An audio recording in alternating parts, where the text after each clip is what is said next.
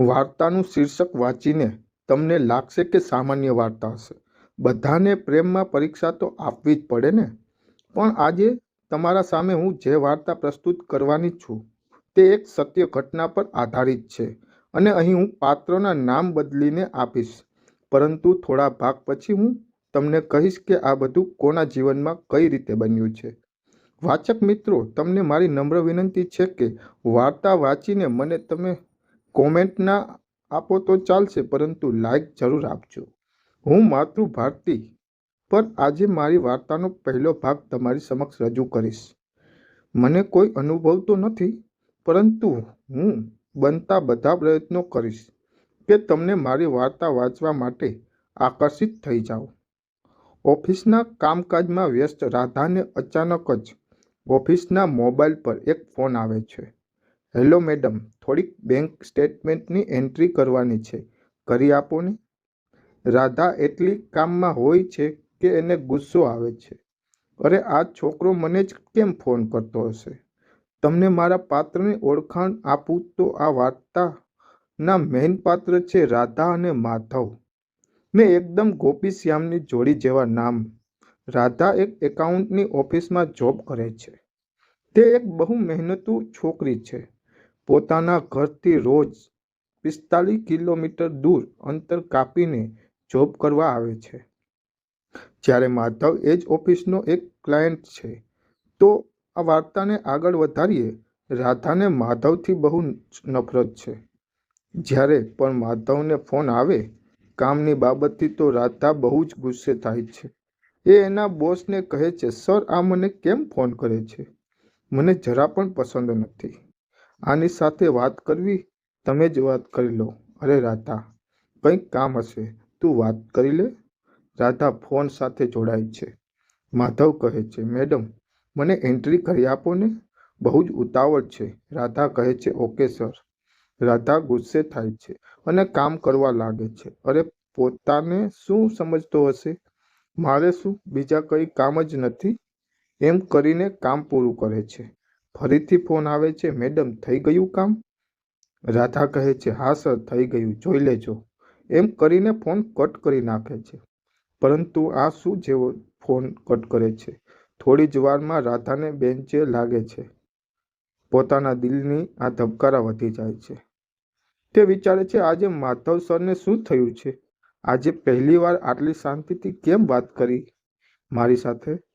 અને આમ કેમ મને એવું લાગે છે કે માધવ સરને કંઈક થયું છે? ફરીથી વિચારે છે, મને શું છે? એને જે થયું હોય તે હું કેમ એના વિશે વિચારી રહી છું? અને ફરીથી પોતાના કામ પર ધ્યાન આપવા લાગે છે. પરંતુ બેચેની એટલી વધારે છે કે તે કામ પર ધ્યાન આપી શકતી નથી. તે વિચારે છે, એક કામ કરું, હું માનુને ફોન કરું. માનુ એટલે રાધાની જીગરી મિત્ર. કંઈ પણ મુશ્કેલી હોય તો એ એકબીજાને કહે. બંનેને એકબીજા વગર એક દિવસ ના ચાલે. હા, સાથે નથી રહેતા, પરંતુ બંને રોજ ફોન પર કલાકો સુધી વાત કરે છે. માનુને ફોન કરવાનું વિચારી રાધા માનુને ફોન કરે છે.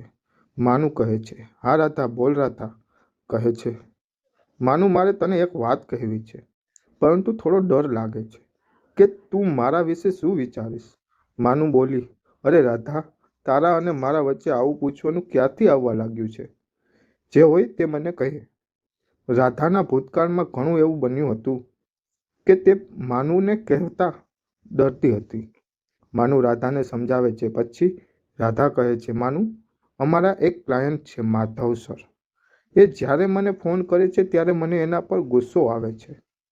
આમ મને એના સાથે વાત કરવી પણ નથી પસંદ. માનુ બોલી, તો ના કરવા પસંદ નથી તો? રાધા બોલી, પહેલા સાંભળી મારું કે તારું જ ચલાવીશ? અરે સોરી, રાધા બોલ. એ માધવ સરનો આજે કામ માટે ફોન આવ્યો હતો, પણ આજે એના અવાજમાં અજીબ શાંતિ હતી. એના અવાજમાં મને કંઈક અલગ લાગ્યું કે સરને કંઈક તો થયું છે.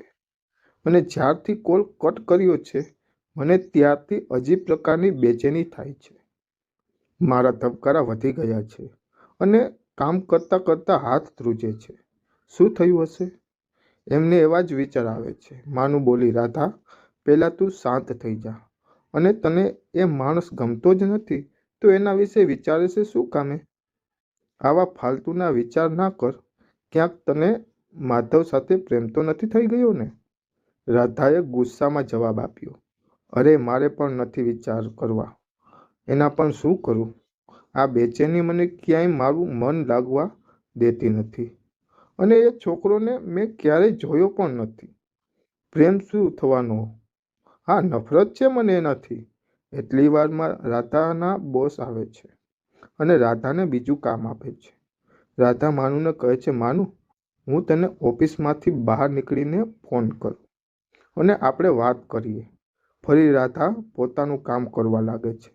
પરંતુ માધવના જ વિચાર આવતા હોય છે. આમ તો સાંજના 7 વાગ્યાનો સમય છે રાધાનો ઘરે જવા માટેનો, પરંતુ તે દિવસે રાધા 6:30 બહાર નીકળી જાય છે. ફરીથી માનુને ફોન કરે છે.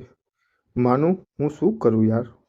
માનુ બોલી, રાધા, એક કામ કર તું તારા પર્સનલ મોબાઈલમાંથી માધવ સાથે વાત કરી લે. તેને પૂછી લે તમને કંઈ પ્રોબ્લેમ થયો છે કે કેમ, એટલે તારા મનનું સમાધાન થઈ જાય. રાધા બોલી, પાગલ છોકરી, મારા સરને ખબર પડશે તો મારી જોબ જશે. માનુ બોલી, તો મને કંઈક વિચારવા દે. માનુ બોલી, એક કામ કર, હું વાત કરી દઉં. હમણાં સોશિયલ મીડિયામાં ગોતીને એને કહી દઉં કે મારી બેન તમારા સાથે વાત કરવા માંગે છે. મને એનો ફોટો આપ. રાધા બોલી, એને તો મેં પણ જોયો નથી. મેં તો જસ્ટ નામ જ સાંભળ્યું છે. અને આજે ફોન પર આટલી વાત થઈ. બાકી ક્યારેય ખાલી કામથી વધુ ને વધુ 10 સેકન્ડ જેટલી વાત થાય છે. માનુ બોલી, એના કંપનીના સોશિયલ મીડિયા પેજ પર એ હશે. હું ગોતી લઉં અને હું મારી રીતે વાત કરી લઉં છું. તું મને ડિસ્ટર્બ ના કરતી. કંઈક તને મારી કસમ છે. રાધા ફસાઈ ગઈ. હવે શું કરવું? માનુ માનશે પણ નહીં અને એ શું કરશે એ પણ રાધાને ખબર ન હતી. માનુ શું કરશે? કેવી રીતે માધવને તે ગોતશે અને રાધા સાથે કેવી રીતે વાત કરાવશે? તમારું મંતવ્ય જરૂર ને જરૂર આપજો. મને અત્યારે કદાચ તમને મારી આ વાર્તા વાંચી ના પણ ગમે, પરંતુ બસ હવે જ આમાં નવા વળાંક આવશે તો મને સહયોગ જરૂરથી આપજો.